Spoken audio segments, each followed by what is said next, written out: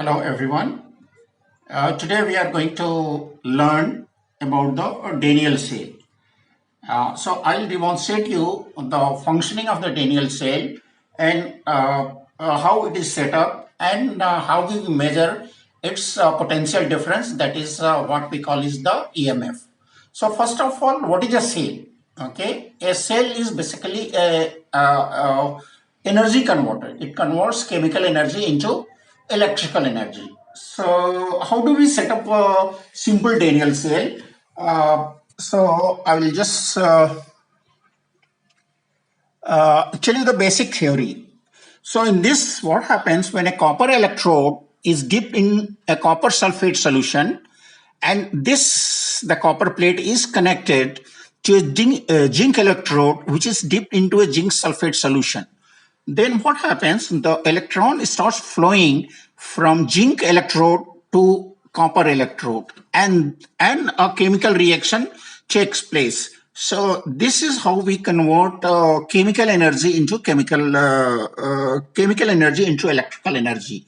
So what you see is what happens at the zinc plate. So at the zinc plate, it gets converted into zinc ions, and it releases two electrons.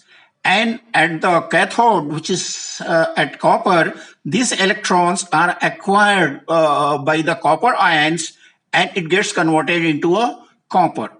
And this is the overall reaction. So what happens in this process, a potential difference is developed across the zinc and copper plate. And this potential difference for a Daniell cell is 1.1 volt. So now what apparatus we are going to use is basically we'll be taking this is a copper plate. You can say this is a copper strip, and this is a zinc strip, and we'll have 1 mole solution. We'll make a 1 mole solution of this is a copper sulfate and this is a zinc sulfate. Okay, so we'll make a solution, and we'll measure the potential difference between this copper plate and the zinc plate using we can use a analog meter, or here I'm going to use a digital multimeter. So we'll be setting up the basic apparatus as shown. Okay, the zinc rod, the copper rod, and we'll be connecting a millivolt meter, or here I have connected a multimeter, digital multimeter, and this basically is a salt breeze. So what is the use of a salt breeze? Because salt breeze will give you a more efficient cell, as it prevents the diffusion of solvent molecules resulting from concentration difference between the zinc sulfate and copper sulfate. So you can use electrolytes in salt breeze, can also be potassium chloride in place of potassium sulfate.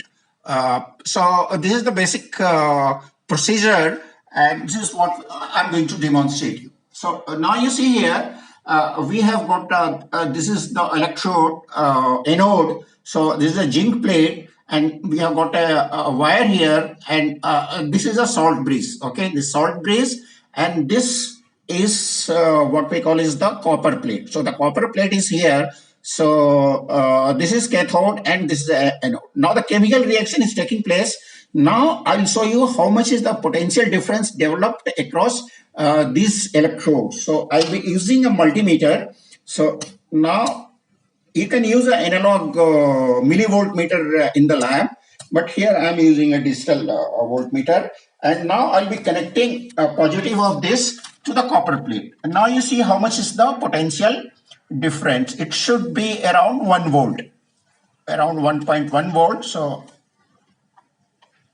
you can see the reading. It's reading around 1.049, around 1.1 volt. So this is what we call is the potential difference between these two electrodes, and this is how the Daniell cell functions. Thank you very much.